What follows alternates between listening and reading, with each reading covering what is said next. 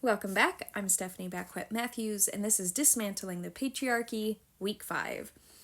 In this week, we are going to reconnect with ancestral traditions and wisdom that can provide a sense of rootedness, self-empowerment, and cultural continuity.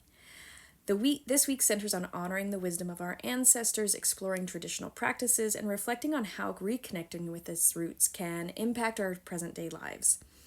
I do want to give a big asterisk of we are not going to be doing any cultural appropriation for this. We are really going to focus on nature, the seasons, things like that. If you cannot find any of your ancestral pagan roots or aspects, begin to look to nature. Nature gives us plenty of things to celebrate as the seasons change, as the moon changes, as the stars change in the sky. So this is really important. Start with nature. You don't need to go and start taking from other cultures just because we as white Americans often don't have a culture or pagan ancestors that are alive and taught us. That doesn't mean that we get to go and take from other cultures. We're not doing that anymore, right? And I've been guilty of this, so that's why it's so important to start with that. Ancestral wisdom is a powerful source of identity and resilience, encompassing practices, beliefs, and values that help us connect to our roots. However, colonialism and patriarchy have often stripped away or demonized these traditions, replacing them with cultural narratives that separate us from our heritage. Reclaiming ancestral wisdom allows us to reconnect with our values, knowledge, and resilience that sustained our ancestors, bringing a sense of continuity and rootedness into our life. Do you personally have any ancestral or cultural practices that were passed down to you? If so, please share them, and maybe from the region that they're from. That way those of us who grew up without them can begin learning from you. How do they make you feel having these cultural practices? Are there practices or traditions you were taught to reject or ignore? Often these are our pagan origins. These are any nature-based aspects. I grew up in a very conservative Christian home. Did you? What ways were you born, or what ways were you raised? How has this impacted your sense of connection to your own roots? I know a lot of people are doing ancestry work now and doing like DNA and finding their ancestry. And I know that this can have a really powerful impact on our own ability to feel like we have a lineage. Oftentimes, when families moved to the United States, on Ellis Island, they made new last names. They actually wanted to cut off everything from those previous origins, but it's left a lot of us people here in America not having the ancestry to look back to. How does reconnecting with ancestral wisdom make you feel in your body? Is there a spot in your body that you can feel it? Maybe in your pelvic area, in the groundedness. Maybe you feel it in your legs. You feel it tingle. It might be in your heart space. And then where do you feel it in your spirit? Maybe as if things are coming back into feel a bit of wholeness. So take a moment and just sit with these questions, and let's get on to part 2. Dismantling the Patriarchy, part 2. Week 5. So we're going to identify ancestral wisdom that was lost through colonialism. Many traditional knowledge systems were systematically dismantled or erased by colonial and patriarchal forces. These practices were often dismissed as primitive, even though they contained rich knowledge about the land, health, spirituality, community, the cosmos. For example, indigenous practices such as herbal medicine, seasonal rituals, and storytelling have been dismissed or commercialized, disconnecting people from their original intent. In many matrilineal societies, ancestral wisdom was passed down from the women, centering around cycles of nature, family traditions, and community care. In fact, something very interesting is women, when they go into menopause, have a very specific moment where they no longer are in their childbearing years. And research has shown, matrilineal communities have shown, that after a woman is no longer bearing and giving children, they are then left to then pass on the knowledge. And that is their purpose. Their bodies are no longer being used for actually holding a child. They are there to hold and spread the knowledge and the wisdom to the younger generation. They also tend to live longer than men, which tends to also prove that women are meant to be in leadership positions, and because they no longer can have children or bear children like men can have a child all the way until they die. Very interesting aspects. So think about a tradition or practice from your ancestry that was altered or lost.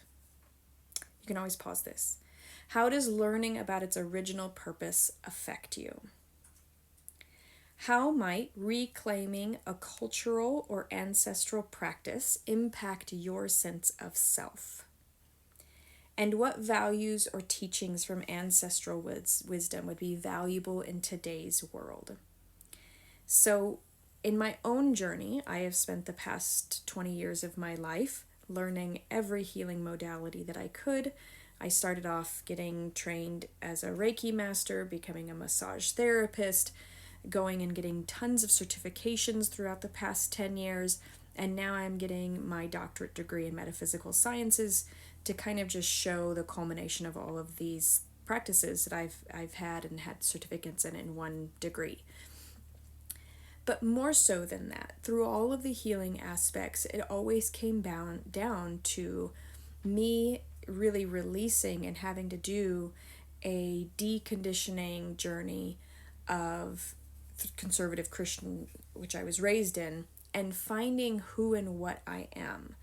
And so learning about paganism and learning about natural rhythms and the earth and just beginning my connection to really living in a more connected, rhythmic, seasonal way has been huge. I mentioned in the last video as well that if anything, if you do not personally have ancestral or cultural practices, begin by connecting to the rhythms of the moon and really honoring and connecting and looking and watching the moon going into a full moon, going into a new moon, and then also honoring and connecting and celebrating and being in awareness of these seasonal festivals, seasonal events. Winter solstice is coming. Really, rather than taking it as a capitalistic opportunity, looking at how you can really connect, bringing that greenery indoors, enlivening your home, creating some really meaningful, wonderful ways of connecting with the winter that is here now. Dismantling the Patriarchy, Week 5, Part 3.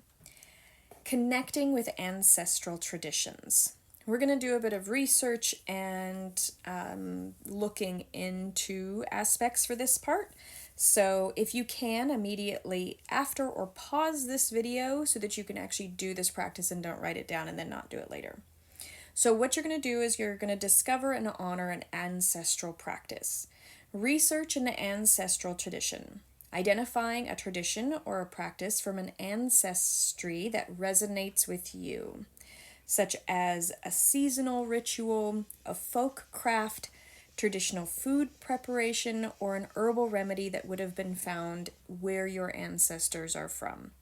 If you have been in America for the past 200 years, it's perfectly acceptable to look at where your family originated here, but I would really urge you to look at a great-great-grandmother or even a great-great-great-grandmother to see where your origins and ancestry are and look at some of their traditions that they're honoring right now. Research its original purpose and meaning. This is so important, and it's very difficult to find oftentimes a non-colonialistic or patriarchal meaning or purpose. So you got to do a little bit of digging. If you have questions or you want me to help you research, please put them in the comments. I love doing things like this and finding out origin stories and things like that. If possible, seek out knowledge from primary sources, including community elders, books, or reliable cultural resources. Next is the fun part. You are going to engage in this practice in a way that feels authentic and respectful. And we are not going to appropriate anybody's culture here, we are going to look at our own ancestry only. White people have a very big issue of appropriating other people's cultural practices and then saying that they're from their ancestry, and if it is true and it is your ancestry, then you're not appropriating. If you have none of that ancestry in you, then you are. So this is why I often say choose something that is even of nature origins, because every culture, every single ancestor would have been much more deeply connected to nature than we are now. And then you don't have to worry about appropriation of any sort, and you can really do it as a way to honor your lineage and learn from those who came before you. If you have questions or if you need examples, look up pagan practices or look up ancestral practices specific to where your ancestors were from, even on TikTok or YouTube or these places will be able to share some of that with you right now. What emotions arise when you learn or practice this tradition? How does it feel to reclaim a part of your heritage in this way? What insights or feelings of connection emerge as you honor this practice? So I want to do a short visualization here. We'll do another visualization. But I want you to sit and I want you to imagine, with your eyes closed, your ancestors for the past 13 generations behind you. Now, I would like for you to realize that grandmothers alone for 13 generations is over 5,000 individuals. 13 generations of mothers only and grandmothers only is over 5,000 individuals. So I want you to see that you have so much ancestry holding you. These women in your lineage want to share their knowledge with you. They were not able to share in a matrilineal way. So as you're sitting here with your eyes closed, imagining your 5,000 grandmothers from the past 13 generations surrounding you, know that you can go to this place. Know that you can go to this visualization. See what clothing they're wearing. Listen to them. They will share with you. Before you go to bed and dream, ask for your grandmothers to come to you and share their ancestral wisdom with you. You might wake up with a recipe or a knowing or something to look up. Our ancestors are not gone. They haven't just vanished. We can access them whenever we need to. And this would be a fantastic exercise to do regularly for the next week at least, to close your eyes, see that you have so many grandmothers surrounding you who are willing and wanting and have a desire to have a connection with you and to share your lineage, your groundedness, your rootedness. Dismantling the Patriarchy, Week 5, Part 4. This is going to be a meditation on reconnecting to our ancestors. We did a slight one in Part 3, just as we were doing kind of like the implementation of it, but now we're going to do a little bit more. I want you to find a comfortable place to sit, close your eyes, and take a deep breath. Imagine yourself standing at the edge of a long path.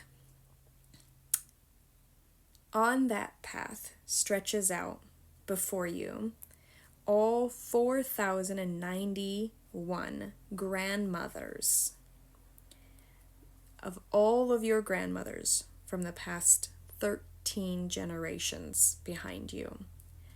This path on both sides is lined with those ancestors from different times, different places.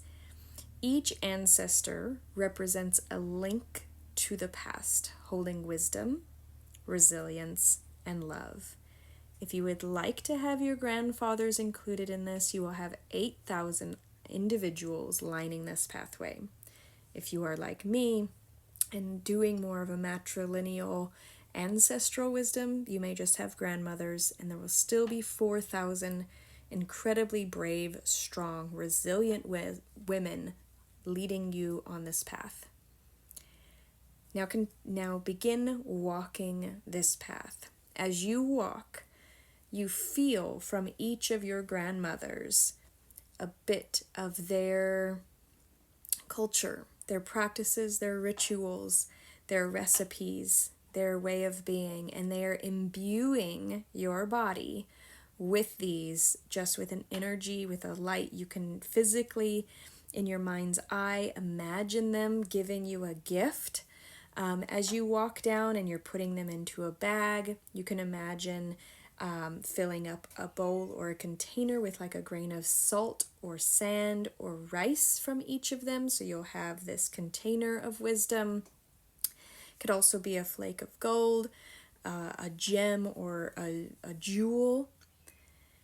Each step brings you closer and closer to understanding your own ancestry, your roots, strengthening your connection to the wisdom that you carry within your DNA.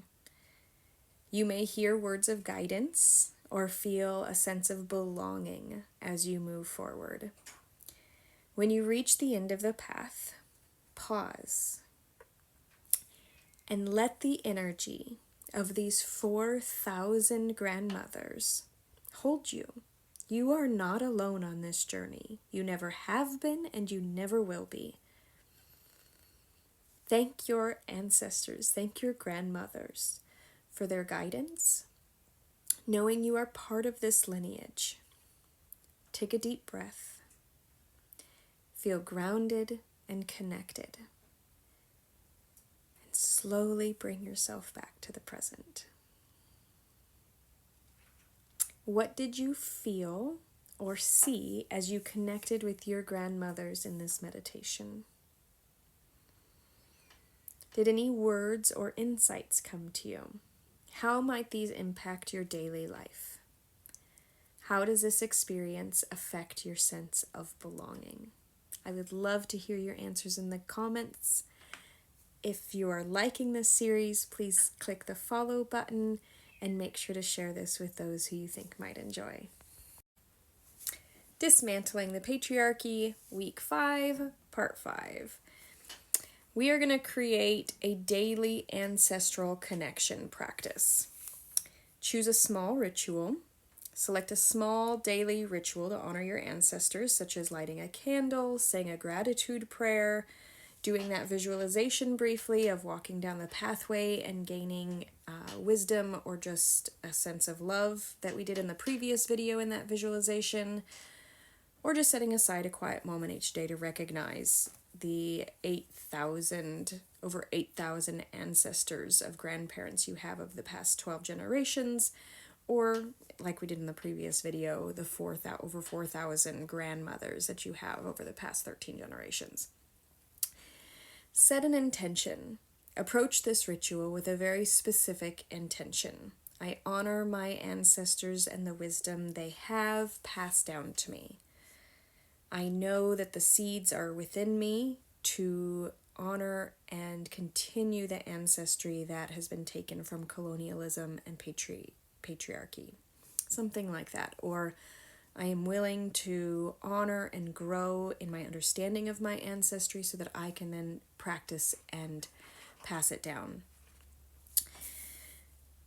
After practicing for this week, reflect on how this connection influences your day-to-day experience and sense of identity. Does this practice make you feel differently over time? Have you noticed any shifts about your perception of yourself and your lineage, possibly? And does honoring your ancestors impact your values or choices? And then I also, even before you practice that for this week, knowing that you have that many ancestors surrounding you, even just asking them to start protecting you, start watching over you, start being with you on this journey, to have more of a connection with them can be a really powerful aspect to heal that ancestry that was possibly lost or broken over time. Dismantling the Patriarchy, Week 5, Part 6. I want to start off with a few resources. There's a couple books An Indigenous Peoples History of the United States by Roxanne Dunbar-Ortiz provides context for understanding Indigenous histories and traditions, reclaiming wisdom often left out of mainstream narratives. Also, attending cultural events. So once you do kind of find out your ancestry, there are tons of cultural events happening all the time that can give you a glimpse of actually going to a local cultural event or workshop that celebrates your particular ancestry or heritage. Many communities hold these and they're focused on traditional foods, music, and art so that you can have that ancestral connection happening there. Another is setting up a small altar space to honor your ancestors, include meaningful objects such as photographs, heirlooms, or symbols from your heritage or ancestry. And take a few minutes each day, like we were sharing in the previous video, to sit quietly by the altar, bringing a sense of grounding, continuity, and a sense of belonging and protection from these ancestors. Another really amazing way to implement this ancestry is write down your family stories, either those that pass down to you or ones that you know of your relatives, and this practice can really keep the memory of your ancestors alive and build a personal narrative of resilience and community. I have a few questions that I would like for you to focus on for this week's journaling.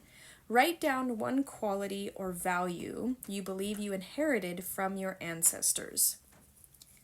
Positive or negative, okay? How does this quality show up in your life?